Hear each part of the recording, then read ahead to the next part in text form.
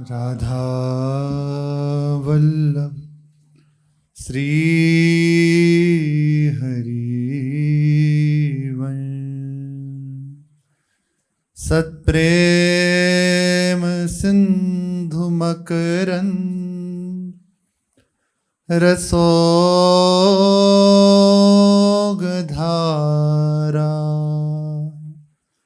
सारानज श्रमभिता श्रवदाश्रितेषु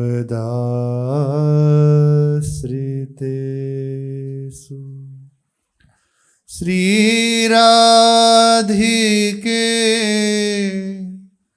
तव कदा चरणारविन्दौ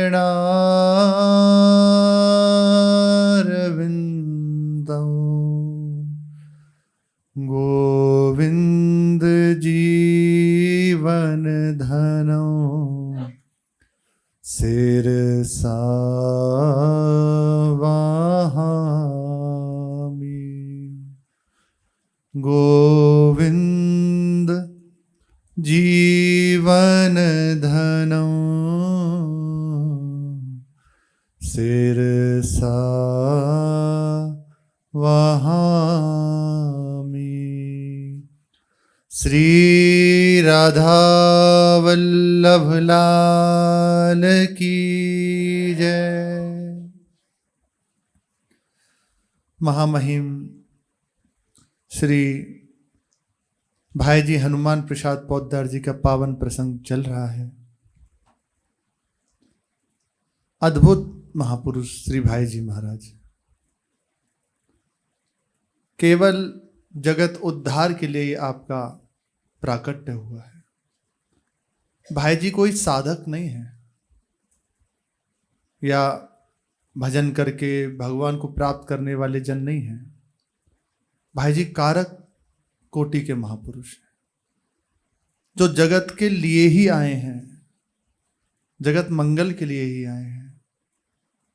इनका स्मरण, इनके वचनों का श्रवण, इनके चरित्र का श्रवण कथन निश्चित निश्चित भगवान के चरणों में रति प्रदान कर देगा।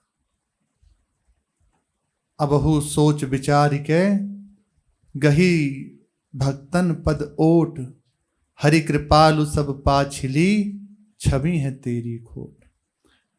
हमसे जान अनजान में बहुत अपराध हुए हैं और देखा जाए तो हो भी रहे हैं। जानते हुए भी हमसे गलतियां हो रही हैं कि नहीं करना चाहिए, फिर भी हो जाती है। ऐसी मन की प्रबलता है, वो बलात् अपने अधीन करके हमसे वो करा लेता है। अब इन अपराधों से बच सकें, पाप से बच सकें, हमारा चित्त प्रभु में लग सके, इसका उपाय बस एक ही है, गही भक्तन पद ओट। भक्त की शरणापन्न हो जाए, भक्तों को अपना जीवनाधार बना ले, भक्त रूपी नौका में बैठ जाए। अब पार होने में संशय नहीं है। हमसे चूक हो सकती है, लेकिन जिनका हमने आश्रय लिया है, जिनका हम संग कर रहे हैं, उनका प्रताप हमें प्रभु की प्राप्ति करा देगा। इसलिए भक्त संग सर्वोपरि है। जिस भक्ति को प्राप्त करने के लिए बड़े यत्न किए जाते हैं, बहुत प्रयास किया जाता है, पर नहीं प्राप्त होती है। जन्म जन्म मुनि जतन कराई, अंत राम कह आवत नाई। सो भक्ति भक्त संग छिन एक में, देत भक्ति उपजाए। भक्त का संग हो जाए तो निश्चित मानिए, अभी संग की कह रहे हैं, उसका दर्शन हो जाए, उसके वचनों का श्रवण कथन हो जाए, उसी क्षण से हृदय में भक्ति का जागरण हो जाता है। और सौभाग्य से भगवत कृपा का आश्रय लेके यदि उनके वचनों का पालन करने लग जाए तो इन्हीं नेत्रों से इसी जन्म में हम प्रत्यक्ष रूप से प्रभु का दर्शन कर सकते हैं। ऐसे अनेकों भक्त हो गए हैं और होते रहेंगे। बस विशेष बात है कि हम अपने तन मन प्राण उनके चरणों में समर्पित कर दें। समर्पण कैसे करें? उनका संग कीजिए, वो सामर्थ्य दे देंगे समर्पण करने की। हम समर्पण भी करना नहीं जानते। हम कहते तो हैं तन मन धन सब तेरा, लेकिन उसे अपना ही मानते हैं, क्योंकि जानते ही नहीं समर्पण क्या करना है। जिससे हम समर्पण करना चाहते हैं वो तो बचा ही है।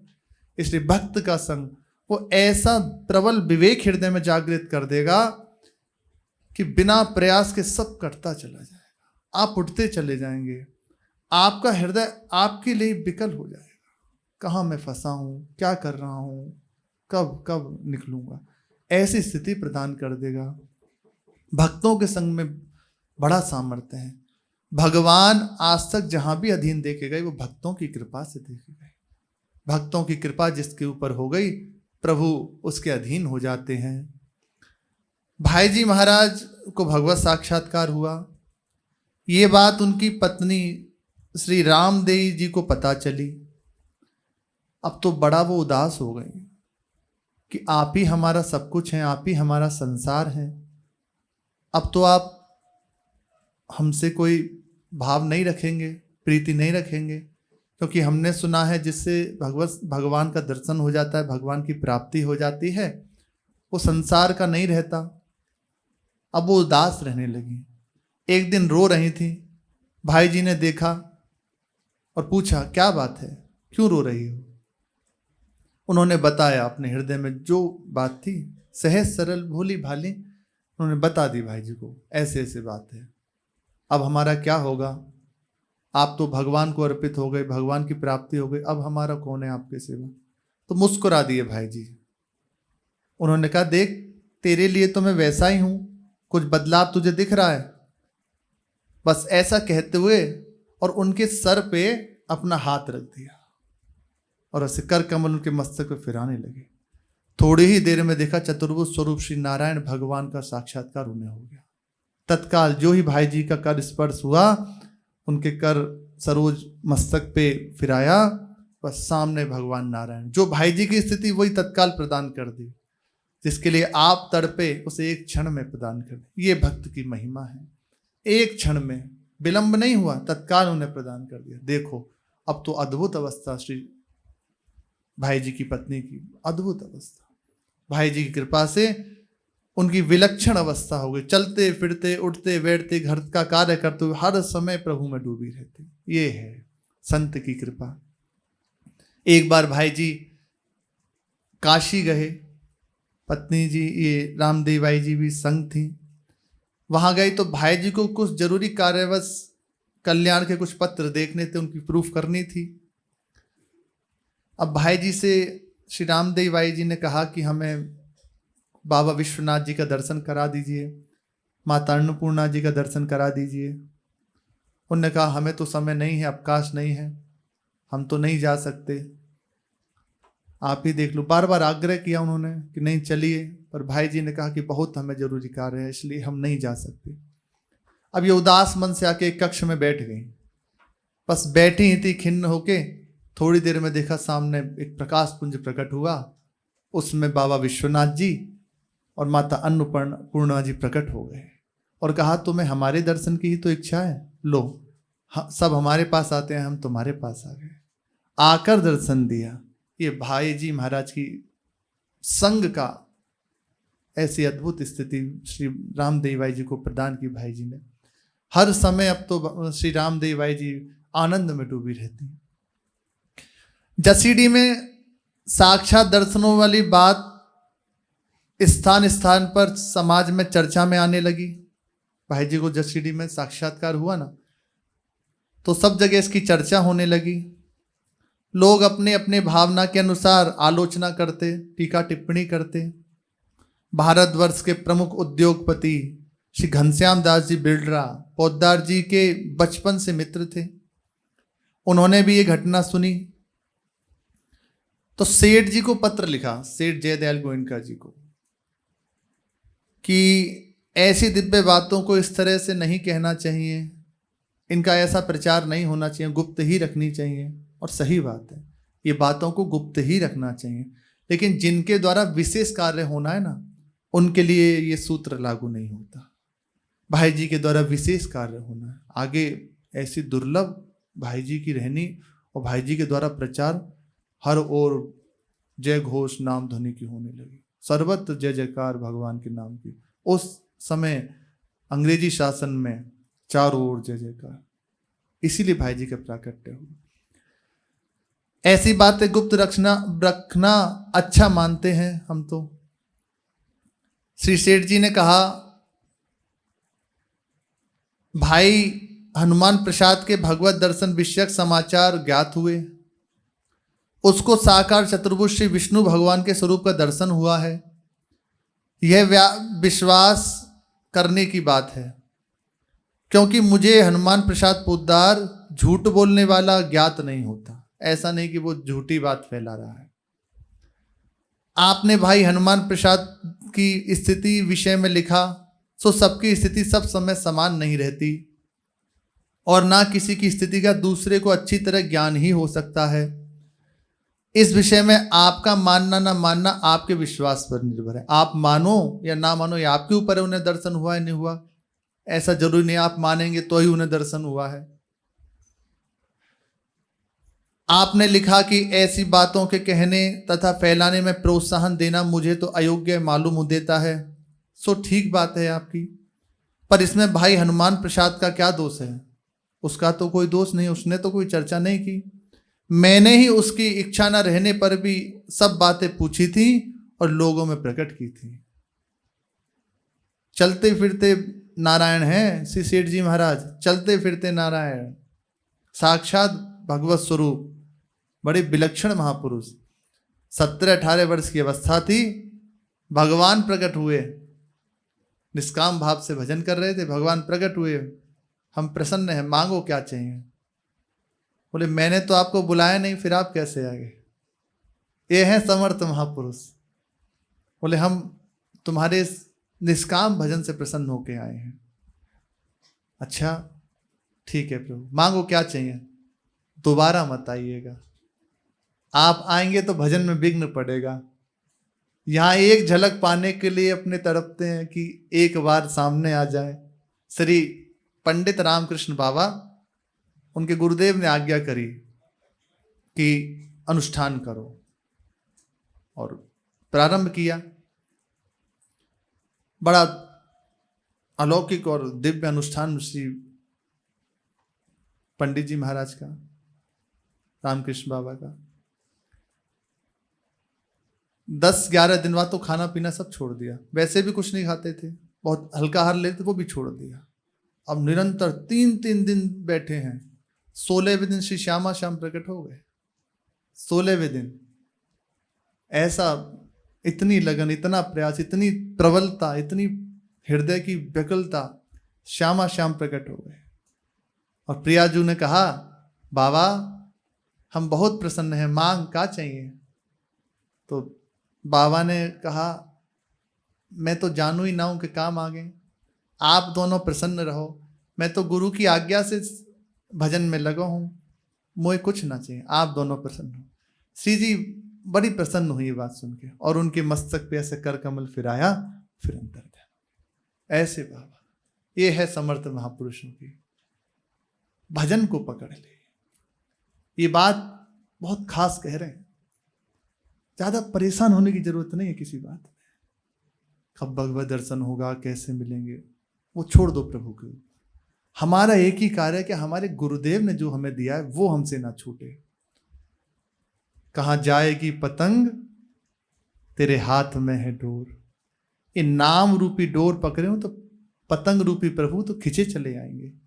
पर हम क्या करते हैं, इसे छोड़ के भागने लगते हैं। क्या कर लें, कहाँ जाएं, किससे कहें, बस परेशान हो जाते हैं। उस परेशानी में जब होता है कि अरे कहीं दर्शन नहीं हो रहा, सब इतने दिन हो गए, इतना जीवन बीत गया, कहीं नहीं, तो फिर एक अश्रद्धा होने लगती। ये नहीं होना चाहिए। विश्वास पूर्वक, अब चाहे जो हो, प्राण छूटेंगे, मैं प्रभु को नहीं छोड़ सकता। अब तो भगवान को प्राप्त करके रहूंगा। हमारा एक ही प्रबल बस साधन साध्य है, प्रभु के चरणों का आश्रय, उनका सतत स्मरण, नाम के द्वारा, वाणिज्य के द्वारा, सेवा के द्वारा, दर्शन के द्वारा, जैसे मिले हर समय प्रभु में लगे रहना। और आदत बन जाए कि नाम के बिना जी नहीं सकते। अब कैसे छूटी, नाम रट लागी। ऐसा अभ्यास हो जाए कि नाम रट छूटे ही ना। इतना अभ्यास जिव्या को हो जाए कि जी ना सके। इसके लिए ही नियम लिया जाता है। और नियम इसलिए नहीं कि नियम से प्रभु आ जाते हैं, नियम इसलिए कि हमारा चित्त भगवान के भजन में लग जाए। और भगवान अपनी करुणा भरी दृष्टि से जब देखते हैं साधक ये हमसे मिलना चाहता है, हमारे लिए तड़प रहा है, हमारे लिए विकल है, तो रीझ जाते हैं और आके उसके हृदय में बंदी बन जाते हैं, जैसे चाहता है वैसे खेलने लगते हैं। सर्व तो भावेन, हमें बस अपने आप को उनके चरणों में समर्पित करने की आवश्यकता है। हर समय जैसे एक सनक बैठ जाए, एक पागलपन हो जाए, हर समय राधा राधा राधा मंत्र है, नाम है, वाणी जी, हर समय बस वही चलता रहना चाहिए। आप जागते हुए अभ्यास कीजिए तो शयन में खुद होने लगेगा। 6 महीने यदि आप 1 घंटा प्रातःकाल उठ के बस जैसे ही उठे और फिर उससे 1 घंटे तक लगातार आप जप कीजिए, अंतराय रहित श्वास के साथ, और दिन में अभ्यास कीजिए। और रात्रि से पहले 1 घंटा पहले सांस नहीं छूटे, अर्थात नाम का तार ना छूटे, निरंतर नाम जप करते हुए आप सो जाइए। ऐसा आप 6 महीने कर लीजिए। फिर सोबत हु रस ना रटे, राधा कृष्ण सुनाम, ऐसी गति हो जाएगी। सुबह का अभ्यास हुआ तो दिन भर वो आपके मस्तिष्क में छाया रहेगा, हर समय याद दिलाता रहेगा राधा राधा राधा, धीरे धीरे बढ़ेगा पूरे दिन। और जहां वृत्ति समाहित होने लगी, अब बस जो अभ्यास किया है ना वो रात्रि में भी चलने लगेगा। पर जो करे भगवान की कृपा का आश्रय लेके तो वो लाभ को प्राप्त कर सकता है, नहीं तो कहते और सुनते तो है ही है। लगना पड़ेगा, एक बार लगा दीजिए। देखो ऊर्जा शक्ति है, इसे जहां लगा दोगे वहां लग जाएगी।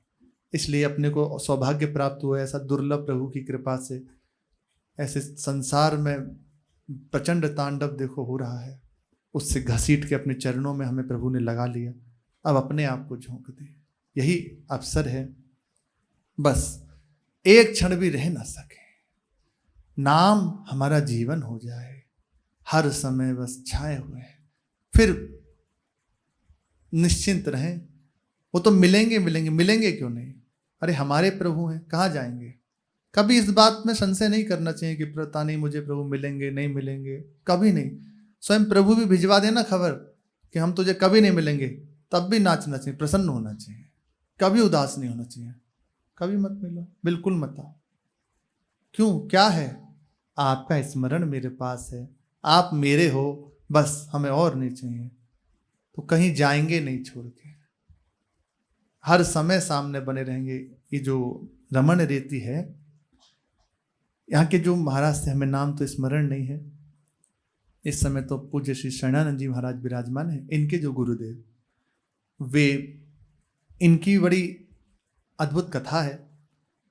भजन करते थे, अब हृदय में इतना विरह जागृत हुआ कि भगवान का दर्शन हो मुझे। बहुत हृदय में विरह व्याप गया, क्यों दर्शन नहीं होता। एक आध बार स्वप्न में भी प्रभु आए, पर उससे चैन नहीं, साक्षात ऐसे देखूं जैसे मैं आपको देख रहा हूं। उन्होंने कहा भजन बढ़ाओ। स्वप्न में भी आके प्रभु ने कहा तुम दर्शन की चिंता छोड़ दो, निरंतर भजन को पकड़ लो। भगवान के वाक्य हैं, भजन पकड़ लो। ऐसा ही हुआ, अब बस और भजन में लग गए। कब खाना होता, कब विश्राम होता, इसका कोई पता नहीं। बस हर समय बस भजनाकार वृत्ति, हर समय भजन में लगे रहते। अब इतनी विरह अवस्था बढ़ी कि रहा नहीं गया, विकल होकर रोने लगे। बस रहा नहीं गया प्रभु को। 1-1.5 वर्ष बीता, सामने प्रकट हो गए और कहा मांग क्या चाहिए। तो युगल सरकार थे श्री श्यामा श्याम, उनसे कहा हर समय बस मेरे नेत्रों के सामने ऐसे ही बने रहो, हर समय सामने खड़े दिखाई देते। ऐसे समय बीता। अब एक दिन विचार हुआ कि भगवान हर समय मेरे नेत्रों के सामने खड़े रहते हैं ना, कष्ट होता होगा। अब ये भाव परिवर्तित हुआ, तो कहा प्रभु आप बैठ जाइए, विश्राम कर लीजिए। बोले तूने ही तो मांगा था कि हर समय मेरे नेत्रों के सामने रहो, तो तूने जैसा कहा हम वैसा ही कर रहे हैं। मैंने कहा नहीं नहीं प्रभु, ये मुझे सहन नहीं होता, आप कुछ और उपाय कीजिए, आपकी लीला में बाधा ना हो, कुछ ऐसा कीजिए। तो फिर ये जो राधा श्री रमण बिहारी जी महाराज विराजमान है, तो प्रभु ही साक्षात विग्रह रूप में प्रकट हुए और यहाँ विराजमान है। उनका दोहा बड़ा प्रसिद्ध है, ठाकुर हमरे रमण बिहारी, हम हैं रमण बिहारी के। आहा, कितनी सुंदर बात है। ज्यादा कुछ नहीं समझना, सच्ची बात है। जितना भी वर्णन होता है, जितनी भी समझाने की बात है, वो केवल इतनी सी बात समझने के लिए, प्रभु हमारे हैं, हम उनके हैं, इतनी बात बस समझ में आ जाए।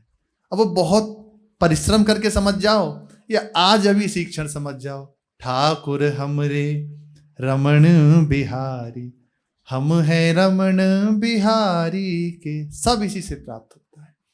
आज तक जिसे भी जो कुछ मिला है वो इससे मिला है। प्रभु मेरे हैं, मैं प्रभु का हूं, बस।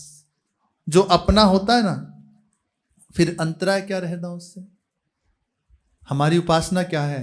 निज उपासना है, निज रीति है।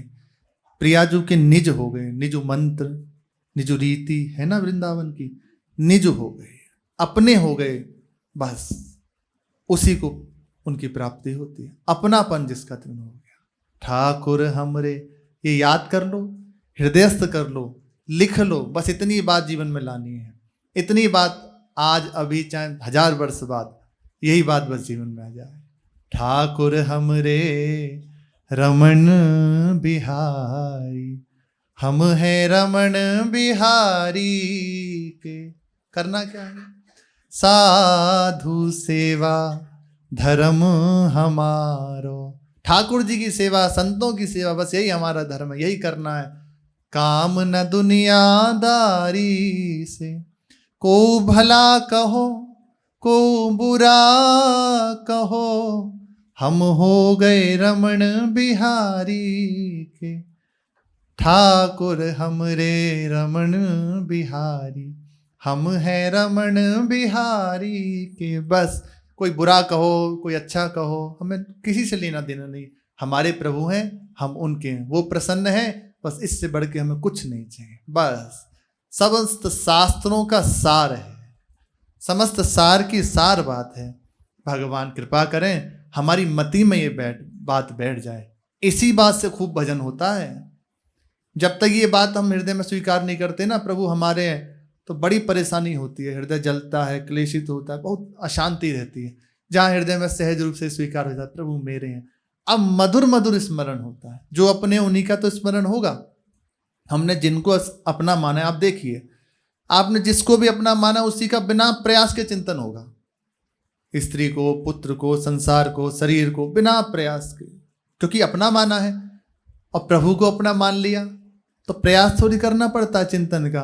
अब वो लेटा है, बैठा है, खा रहा है, सो रहा है, जिस अवस्था में प्रभु हर समय मस्तिष्क में छाए, क्योंकि अपनापन प्रभु से है। ये अपनापन खास बात है, इतनी ही सी बात है। हमारे प्रभु हैं, हम उनके। अब उनके मिलन में देरी नहीं रहती। दृढ़ संबंध, दृढ़ अपनापन प्रभु के चरणों में, उनका स्मरण, बस निश्चिंत हो जाए, निश्चित प्रभु मिलेंगे। भाई जी की ऐसी अद्भुत अवस्था श्री सेठ जी महाराज कह रहे हैं, उसकी इच्छा ना होने पर भी मैंने प्रकट की है। ये जो उसकी स्थिति है, ये मैंने प्रकट की है। वास्तव में तो मेरी भूल हुई है। अब यदि तुम्हें कोई दोष देना है तो मुझे दे दीजिए, जयदेव गोविंद का, बस। अब उनसे कौन कुछ कह सकता है? भले आप कितने भी बड़े हों, कुछ क्यों ना हो। चुप हो गए। उस समय गोरखपुर शहर जलवायु, मकान, रास्ते आदि सभी दृष्टियों से बिल्कुल गया गुजरा था। बंबई के अच्छे मकान में रहने वाले भाई जी के रहने योग्य गोरखपुर कदापि नहीं था। गोरखपुर में रहने का प्रधान हेतु कल्याण एवं गीता प्रेस ही था। पूज्य श्री सेठ जी को भाई जी सदैव गुरु तुल्य मानते थे। दीक्षा नहीं हुई, मंत्र नहीं लिया, मान लिया। और मंत्र भी ले लो, दीक्षा भी ले लो, पर मानो ना तो बात नहीं बनेगी। भले कोई भी बाहरी व्यवहार नहीं हुआ, लेकिन स्वीकार कर लिया, बस हो जाएगी। श्री एकलव्य जी का बड़ा अद्भुत प्रसंग है। स्वयं श्री द्रोणाचार्य जी ने मना कर दिया कि हम तुम्हें शिक्षा नहीं देंगे, पर एकलव्य जी ने मान लिया कि आप मेरे गुरुदेव हैं। तो जितने भी उनके शिष्य परिकर था ना, उन सबसे श्रेष्ठ धनुर्धर श्री एकलव्य जी, सबसे श्रेष्ठ। केवल मान लिया मेरे गुरुदेव, मानने की बात है। संत जनों की वाक्य है कि उनको तो मानो ही मानो, पर विशेष बात एक और रखो, उनकी बात को जरूर मान लो। हमको मानो और हमारी ना मानो तो आपको लाभ नहीं होगा। हमें बिल्कुल ना मानो, पर हम जो कह रहे हैं उसे मान लो तो लाभ ही लाभ हो जाएगा। जहां बैठोगे वहां लाभ में ही बैठोगे। बस जब दीक्षा लेना, जब ऐसा भाव बने कि मुझे गुरु दीक्षा लेनी है, तो पहला नियम ले ले जीवन में कि हमारे गुरुदेव हमें चाहे जो आज्ञा दे दे, एक बार भी विचार नहीं करूंगा, जो कहेंगे बस मान लो। तब तो आगे बढ़े, क्योंकि इसमें सकल समर्पण प्राण धन, ऐसा ही वस्तु को प्राप्त कर सकता है जो कह दे। उसके बाद ऐसा नहीं वो कह रहे हैं गोपाल सहस्त्र नाम का पाठ करो, महाराज जी विष्णु सहस्त्र नाम कर लें, वो तो सहस्त्र ने कुछ नहीं कहेंगे, पर आपका अस्तित्व तो बना है ना। वो कह रहे हैं ऐसा कीजिए, ऐसा कर लें, तो अस्तित्व बना रहेगा। और सबसे बड़ी परेशानी ये अस्तित्व हुई, यही तो अभी तक बंधन में डाले हुए हैं। ये केवल उनकी आज्ञा से। अब जो ही कही करें हम सोई, आय सुलिए चले निज। वो जो कह दें उसमें बिल्कुल क्यों म्यों नहीं, कोई ननु नच नहीं। वो जैसा कहते हैं जी, कोई प्रत्युत्तर नहीं, जी गाली दें तो जी, बढ़ाई करें आपकी, कुछ नहीं कुछ नहीं, बस दास भय भव पार, बिना प्रयास के पार हो जाए। ऐसा हृदय में भाव दृढ़ हो जाए तो आप आगे बढ़ें। नहीं तो नाम जप करें, भजन साधन करें, प्रभु से प्रार्थना करें। नहीं तो देखो मनोरंजन तो हो ही रहा है, आनंद से समय कट ही रहा है खा पी के। अगर ऐसी हृदय में बात आ रही है कि बस मैं प्रभु को पाना चाहता हूं, तो ये गांठ हृदय में बांध ले, कस ले अपने आप को इस बात में कि जो कह देंगे बस अपने आप को इनकी बात पर समर्पित कर दूंगा, उसमें कोई प्रश्न नहीं जी। ऐसा नहीं होता, ऐसा नहीं होता, इस कारण से नहीं होता, उस कारण से नहीं, कुछ प्रश्न नहीं, कोई प्रश्न नहीं। वो जानते हैं ना। आप विश्वास नहीं करेंगे, गुरुजनों की ऐसी कड़ी परीक्षा होती है।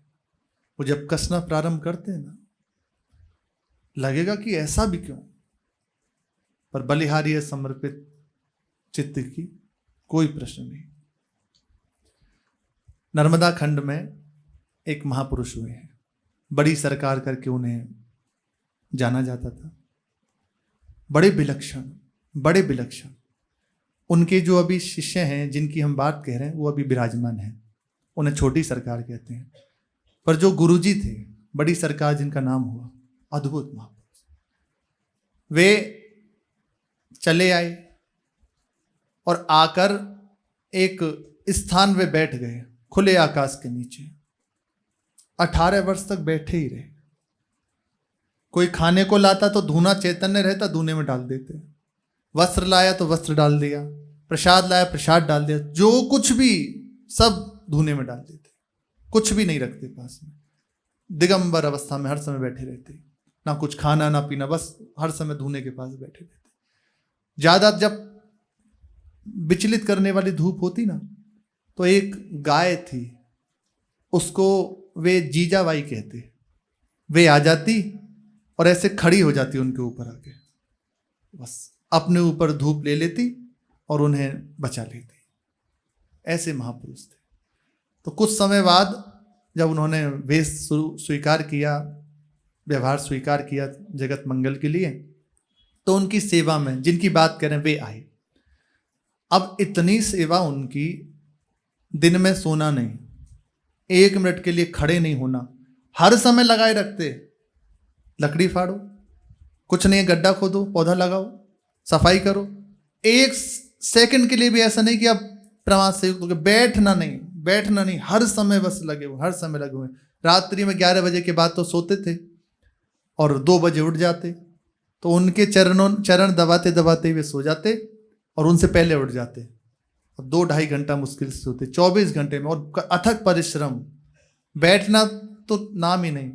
अब ऐसी परीक्षा हो जाए तो भजन ही तो करना है महाराज जी, कर लेंगे। बहुत कठिन है, गुरुजनों की जब कसावट होती है ना, तो हर समय बस लगाए रखते, हर समय।